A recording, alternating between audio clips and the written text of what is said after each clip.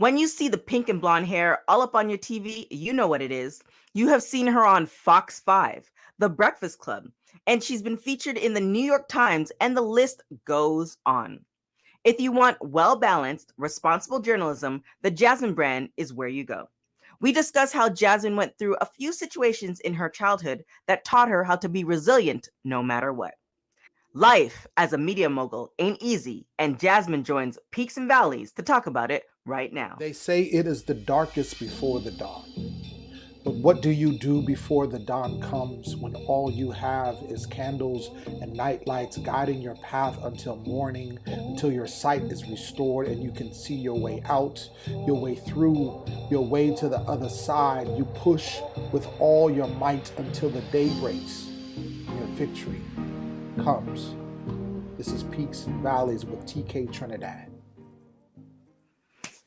All right, folks, if you are looking for balanced journalism, then the Jasmine Brand is where you go. And the co-owner of Jasmine Brand is here to talk with us. Now, a little backstory. If you Google Jasmine, you're not going to find much, which is a good thing. But, Jasmine, you're at the top of an empire. So I just kind of wanted to get into, what's like, is there a time in your life where life got a little bit hectic and you're like, I don't know, this is the direction I want to go, or if I'm supposed to be going this way? Well, first of all, thank you for having me. And second of all, I didn't realize it until you said it a little bit ago that I know that I'm private, but I didn't know that I'm so private and that other people notice it. And if you do go Google me, it's it ain't too much there. Yeah, well, it's what's supposed to be there, and which is good. Yeah, it's not that much there. So throughout my journey with the site and my business, there have been a million peaks and valleys. I think probably one of the bigger ones that comes to mind is actually when I started doing this full time, because I've told this story a number of times, but I never wanted to be an entrepreneur. I started this site for fun. At first I couldn't figure out what to write about. Mm-hmm. I was going to do like cover events, or I used to know all the new music. So I was going to do like music or something. And I was a marketing director at the time when I started the site. And just to backtrack, when I was younger, I wanted to be a broadcast journalist. So I went to school. I went to Morgan State University in Baltimore. Nice. And so I was told that if I wanted to be like on air and do like news reporting, that I would have to start in a smaller market and that I would make like $20,000. Mm-hmm. And I was like, well, that's not going to work for me. So, like, I kind of grew up not having the most money, so I just kind of didn't want to relive that again. Right. So I said, well, let me just stay in this arena. I did like PR, and then so out of college, I got PR jobs, marketing jobs, whatever. But I had always wanted to do like news and that kind of thing, but I kind of put that to the back burner because I didn't want to be broke. So anyway, I fast forward to when I started this site. It was for fun. It started as a hobby and it kind of took off. I was in DC. And so my job found out, and they ultimately told me that I would have to pick between my 9-to-5 job that I loved having, getting paid on the 15th and 30th, or like this site. It was like an ultimatum. So that was probably the most challenging thing in this journey that one of the top 3 probably I've ever experienced. And so, like, when you made that decision, or in the midst of making that decision, like, what was your like go-to? Like, did you, sit in silence? Did you talk to people? Like, how did you process through that? This is the type of person I am. I've already made my decision usually in my mind, and then I talk to people. Like, I don't usually talk to people to find out what I should do. I didn't already like, I'm gonna do this. And it really wasn't. It wasn't anything it wasn't really a hard decision. I just thought, well, I'm gonna have to quit. Like, you know what I mean? Like, I was not prepared. I knew that I would have to quit. And I've said this before, but like, I have always been like afraid to miss a window of opportunity, right? Mm-hmm. So like I feel like we have these windows and we can miss them, and maybe, you know, God allows something to come back if you're not ready or whatever. But I just have always been terrified to miss like a window. And I felt like I had my entire life to, if I wanted to go back and work a 9 to 5, I could do that whenever I wanted to. Right. And I just bet on myself. But I remember talking to my mom, and my mom was like, well, do you want to wait? You know, like have some savings or whatever. Cause I couldn't have had more than $5,000 in my account. Like I had really nothing. And then my dad is an entrepreneur. And so my dad had always, even when I was doing PR, he's like, when you go open up your own shop, when you going to da-da-da-da. And I'm like, I don't want to do that. Like, I like my benefits. I'm not trying to, this is not what I'm looking for or whatever. But I knew as soon as they said that to me, I was like, oh, I'm out this bitch. That's what I was thinking. Like, I'm out of here. But I hadn't really thought through, like, I didn't know how to invoice anybody. I wasn't really making money like that. And I remember when I was charging for ads that I would like add up all my bills and I would just charge that. Like I didn't know what I was doing. So it was just like, I was just trying to, but I did, you know, I just did it. I didn't even really think about it. And then also it's just me. I don't have kids. I wasn't married. I didn't have a man like that. I couldn't keep a man because I was always working. So it wasn't really, it was just like, I wasn't even thinking how I was going to pay rent. It was just child. If I had thought about it, I would have been like, okay, wait a minute. What are you doing here? So let's back. So you didn't even think about how you were going to pay rent. So how did you just, so here's the question then. So did you just believe that it was going to happen? Like, did you believe so much in the dream that it was going to happen that you didn't fear that you weren't going to pay rent? I just felt like, you know, I felt like, and I don't know if this is an arrogant thing to say, but I just really have always felt like nobody can really outwork me. You know what I'm saying? So like, I am super driven. Like and people don't know that. And it's a little different now that it's, you know, it's a company now. It's not that I'm not driven, but I know how to like shift and pivot and work smarter, because I didn't work smarter. I didn't have a choice. It was just me. But I knew that nobody can outwork me, right? Because I sacrificed everything. So I knew that I would figure it out. So I just thought I'd figure it out. And I did not, and I know people like, I never had a business plan. I didn't have anything. I didn't know how to pay my taxes. Like, and I would not suggest this strategy to anybody, but I was like, all right, well, we just have to figure this thing out. So now could it be, because my dad's an entrepreneur as well, and I fell into the same thing when I started like my skincare line. It's like, I knew I wanted to do a business, but then when it kind of went to that next step and we were getting orders, I was like, oh, we have to pay quarterly taxes. Like, there's so much things that I had no idea about, but I feel because my dad was like a business owner, like a lot of things kind of came naturally, like the inclination to do certain things came naturally. So is that one of the reasons why you kind of stepped out, because you saw your father doing that type of stuff? Maybe subconsciously. I've just always been super confident in my work. So I always felt like if I was a realtor, I feel like I'd be kicking ass. Like, you know what I'm saying? Like, that's the type of person. I mean, I'm just super, and it's not even like, it's just strictly off work, off drive. Like I will work. Like, I'll definitely figure something out. I just feel like whatever, if I was to sell, you know, if I was a girl, like I'd be getting it. Like whatever. I would just be like, okay, let me figure. Okay, like what? Okay, like, you know, I would just, you know, and I think subconsciously, I think maybe because my dad is an entrepreneur and always would like, you know, like encourage me, like, you know, my dad is just like ghetto, like not ghetto, but like F them, like you know, like you got this, that kind of thing. And then my mom I grew up with just my mother, and I seen her like hustle and stuff like that.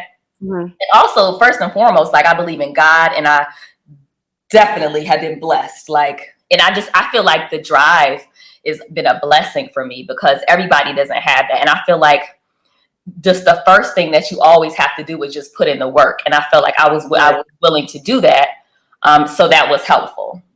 Yeah. So do you think that like certain things come into play? Because I have the same type of mentality too, but like I'm like a child of immigrants. I'm the firstborn. Like, I feel like certain things positioning, like where you were placed in life, kind of like organically happened. Like that's natural. Like what you're saying, that makes sense to me. But then when I talk to some other people, like, going all night working on something for your business does not sound appeasing to them. And like, that's a sacrifice, where to me, it's just like, it just needs to be done. Yeah. So do you think it's like the positioning, like, who your parents were, where you grew up, just genetically, that was your makeup? I do. I honestly do. I feel like me struggling growing up, I feel like gave me a certain type of drive that maybe it didn't give anyone else. And the thing is, everyone's journey is different, because you see people that are successful and they grew up privileged, and which is a different journey, and it's right. Partially they are successful because they are privileged, but you can have all these different type of backgrounds and make it. I do think it has something to do with me struggling growing up. I think it has something to me do, seeing my mother, having a father that was entrepreneur and having that inner drive, and just challenges I faced. I think probably if I would have got married younger, and if I would have had kids, I don't know if I would have chose this. I don't know if I would have had that same sort of focus. Maybe, you never know. I maybe, but I do feel like those different elements combined kind of contributed to like my path and how I was able to do certain things. Yeah. So you mentioned it a couple of times, like you were struggling when you were younger. Can you like tap into that a little bit? Like what was, I had somebody on, it's not really funny, but they were talking about like sugar sandwiches and stuff like that. Like that was a thing. And so can you like just tap in, like talk about that a little bit? Yeah, I remember it just being me and my mother. My father lived out of state, and I was raised by my mother. And I remember, lights being off sometimes, or I remember like the water not being on. And I remember like, my mother, I remember, she probably doesn't even remember this. I remember her being like, why you didn't go to the bathroom at school? Like, you know what I mean? Or, like I remember like just not having everything, and it getting better as I got older. By the time I got to high school, it got better, but I definitely remember, wanting certain things, and not, my mom being like, ask your dad, like it was like those kind of things. And I remember, even honestly, like I just remember, and I don't think it's anything I ever talked about publicly, but I just remember when I was younger, being shifted from different houses sometimes. So staying with my grandmother, or staying with my aunt, or I stay with friends. Things like that happened to me when I was younger. That's a lot of people don't, a lot of kids don't experience. Some kids in foster, you have that, but I just remember kind of it being a period, and my mother was in abusive relationships and stuff. So I remember seeing that when I was younger. That's stuff I don't really talk about publicly, but I think, those are things that shaped the toughness and the resilience in me, had I, and obviously I wouldn't want my children to grow up like that, but had I not gone through that, I don't know, I may be a little weaker. Like, I don't know. Yeah. I really have, I never really thought about it until now, but I think those kind of things that are heartbreaking, you think about as a kid to go through, it's like, that may have something to do with why I move the way I move, Right. No, yeah. I mean, I always say that we're a product of our experiences, and it's just one of those things where it's like almost like building blocks, and they really shape us, especially when we're younger. But let's kind of pivot to the business, so that now the Jasmine Brand is thriving. But unfortunately, or maybe fortunately for you, let me know, business is not always, popping. And sometimes like there's those ups and downs. Is there a time where like now you're entrenched in it, like this is all you? Is there a time where it's just like, man, I want to go back to 9 to 5, or I don't know how this is going to work, or an interview went, awry? Is there a time that happened? It happens all the time. It happens, it's just like, I don't, and this is something that I would like to work on, is to enjoy moments of, accomplishments and stuff like that. So I'm not really good at those. But yeah, there are always times when you know, shit goes left. You know, it's just like, and then it always happens, like, never just one thing. It's always like, we're getting Like three sued. things. Somebody's quitting. Or like, the traffic's down. Like, you know, it's just always like, but I think it's just, it, you know, I've had the site for so long. We've had the business for so long. It never gets normal for these, you know, having these little moments of challenges. It never gets normal. It's never like, oh, I remember that happened before.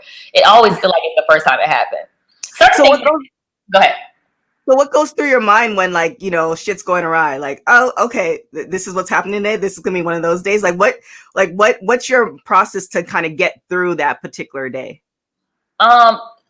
Depending on how serious it is, usually I start laughing. Like, you got to be fucking kidding me, like that kind of thing. You know, and I'll talk to Meyer, who owns the site with me. I'll hit him up and we'll have a conversation. He's usually pretty level-headed about things, so he's pretty helpful in putting things in perspective. He's always like, Jazz, like this happens all the time, and I'm like, yeah, but still, like, what is, you know, and it's, you know, it's just something I just try to talk myself down, and just I give myself some grace and some time to kind of be in that moment, and then I try not to get stuck there, but I haven't mastered that yet. But let's get into any future. No, wait. There's one question I do have.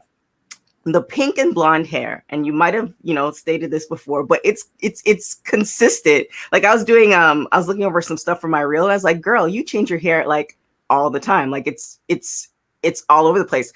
With you do change your hair, but you maintain the colors. So it's very consistent. It's very it's almost like trusted now. How did you decide that this is the path I'm going to go on? I wish it was something deep, but it really wasn't. I had, I used to be on the carpet, and I wanted to stand out on the carpet. And so I remember going to the, for years I had locks, and then I cut my locks off, and I had like a little short fro, and it was blonde. And I remember thinking, like, what do I do to stand out? Because everyone kind of looks the same on the carpet. Right. Everybody kind of has the same look or whatever. And I went to the salon. I was like, oh, maybe I'll do like a patch of color or something, like something fun. I don't know why that even came to my mind. But so I went to the salon, and I had them pull out all the colors, and everyone in the salon voted pink. And that was just kind of what I went with. And then I felt like it was kind of, people knew me based on, it was just like, oh, the girl with the pink hair or whatever. And, it kind of just stuck, like it was kind of like my brand or whatever. And so you know, a lot of times, and probably if I saw you out and I had my hair covered, you wouldn't even know it was me. Like, people don't know my face. So I'll just tuck my hair away. Not that people know what I look like anyway, but I'll just tuck my hair away, and people, you know, don't even know who it is or whatever. But like every once in a while, somebody be like, Jasmine, and I'm like, and they're like, I can see your hair sticking. I'm like, oh, okay. Yeah. So you just decide to just consistently when you do other stuff. It's like brand recognition now. Yeah, it's brand recognition, and it literally it works. Any style I do, I'll just try to put it in there subtle, and it's just how people recognize me. So I just kind of stuck with it. I'm over it, but you know. That's what I was going to ask too, because it's like we have so many options. Like the options just feel like there's a different fly hairstyle almost every month. Yeah. And it's like you can't even keep up, and we have so many options now. So it's just like I don't even know how. It's like, do you look at pink and you're just like, man, okay, like I want to do this other color, but you know, sometimes I do, and people have encouraged me to try other things, but I'm just like, I feel like as a person, I don't feel like I'm known enough to change my hair yet. But I'll see a hairstyle I like, and then I'll just work backwards. Like, I'll just send it to my stylist. Like, hey, how do I incorporate pink into it? And we just work it like that. Okay. All right. I like it. And then I know you don't really like to talk about future things for the brand, but anything that's like about to pop, or anything that's like people should look out for? Yeah, see, I'm such a weirdo. I don't like talking about future things. You know, we have some stuff cooking. I got some personal stuff cooking. I think that'll be cool. Personal stuff, like personal stuff, girl. Personal stepchild. Personal work stepchild. Oh my God, I love it because I think somebody had asked me one time like what TK stands for. I'm like, yeah, that's for my mom to know. Like we ain't going there. Oh, one last question. If you were to, in one sentence, encourage somebody to continue on, like they're in the midst of their valley, in one sentence, how would you encourage them? I would say trust God and put in the work. Boom, there it is. Thank you so much, folks. If you guys, like I said, you want well balanced, not like, you know, I just check out the website if you haven't. But thank you so much for coming on. I appreciate you. I appreciate you for sharing your stories because again, I know you're a private person.